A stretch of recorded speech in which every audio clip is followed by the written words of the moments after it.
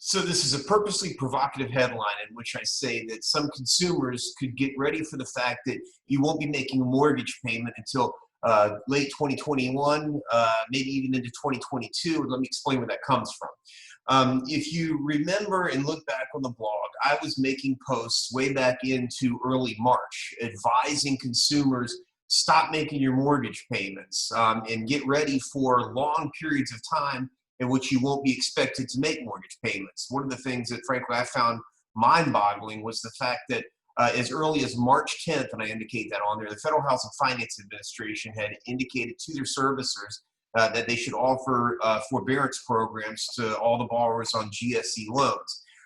That's mind-boggling to think that that early on in the crisis, this was the directive that was pushed out to servicers, but it hinted to me at the full depths of the crisis that we find ourselves in.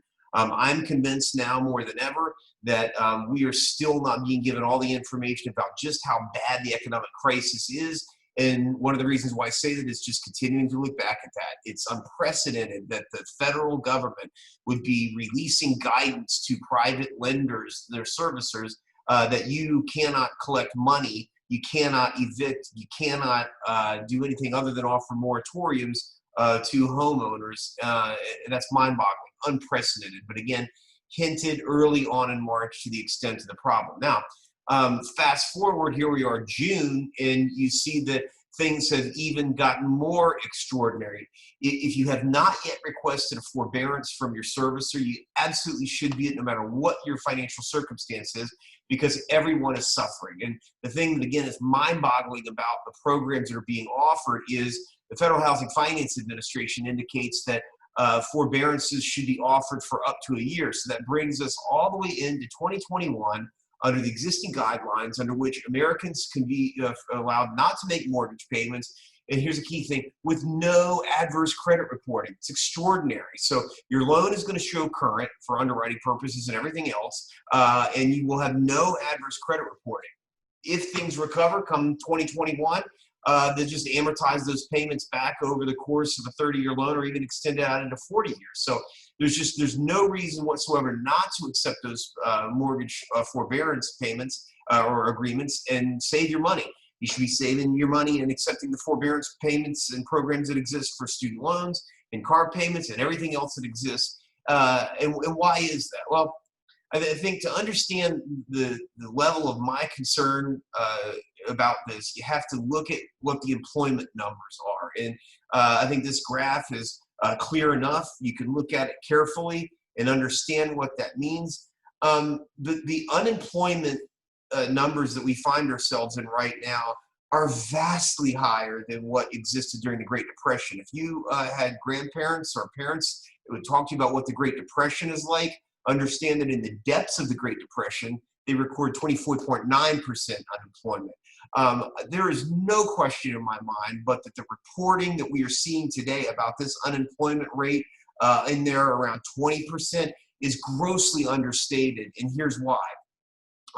If you remove from that number the amount of jobs that remain lost from businesses, you would be much higher. We're not reporting that. We're not reflecting that right now. But more importantly, and frankly, a much bigger picture is, what would this graph look like? What would the unemployment numbers be if the payment protection program money had been removed, or if the stimulus checks that have been sent out had been removed? The answer to the question is, there's no question it would be off the charts. It would be absolutely off the charts, because the money that's been frothing around for the last month, roughly $1 trillion or so, is what is allowing the unemployment not to go any higher than it already is. And there was some reporting a few weeks ago when the April jobs numbers came out, and they said it's wonderful, 2.5 million jobs or something like that came back. It was an absolute delusion. The numbers were not correct. And yet, once we got past the headline of a more favorable jobs report, nobody bothered to go back and correct it. So the other thing that we're focused on here is the fact that we have statewide moratoriums on evictions and on the filing of foreclosure cases, which again boggle my mind. The governor of the state of Florida issued one that was good until June 1, and then the hours before it was set to expire, Governor DeSantis extends it into July. That's mind-boggling to think that if you are a landlord, you can't file a residential eviction until July. But oh wait, it gets better or worse depending on what side you're on. The CARES Act says that if you have a government-sponsored loan on your property, you can't file an eviction until, I think, August. The date says 120 days. That brings us into the end of July. But then you can't file a default letter until 30 days after that. So under the CARES Act, I don't think you can even file an eviction until the end of July. Now, playing on top of all of this is what happens to the court system. So once cases finally get filed into July or whatever it is, you're bringing yourself into September. And what's going to happen is there's going to be such a crush of cases on both sides, foreclosures and residential tenancies, that there's just no way that courts are going to be able to promptly and efficiently handle these things. So picture a scenario where everything turns out rosy. COVID is cured. People aren't concerned about getting it anymore. The problems that we're having with riots and things like that get straightened out, and people kind of get back off the streets and get back to work. There is no way in the world that Bank of America, Citi, Chase, Wells Fargo, any of these banks are going to file the number of foreclosures that they could file. You know, again, we solve all these problems that we have, these existential, very serious problems that we have. They're not going to permit Bank of America to just go and file foreclosures. So when I talk to my plaintiff friends on the plaintiff side, they're saying they're not expecting referrals for foreclosure cases to even be filed until 2021. And then assume you get some moderate number of cases filed in the state of Florida, to 50,000. The courts are not going to be equipped to deal with those. And so if you thought the foreclosure crisis was bad 10 years ago, wait till you see what's going to happen when, number one, we're not going to address these unemployment numbers. And number two, the court systems just are not prepared to handle the flood of cases that are coming. So back to that headline, not making mortgage payments until 2022. I think that's a very real and very realistic scenario for many people.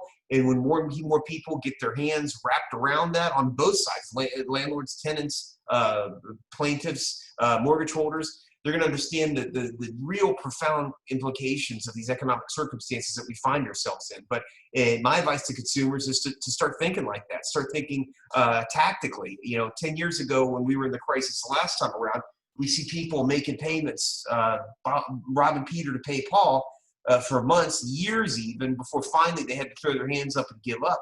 I'm saying people should be thinking about that right now, preserving your money right now and thinking like a strategic business person, making decisions about strategic default, holding on to your money now, and then developing your exit strategy.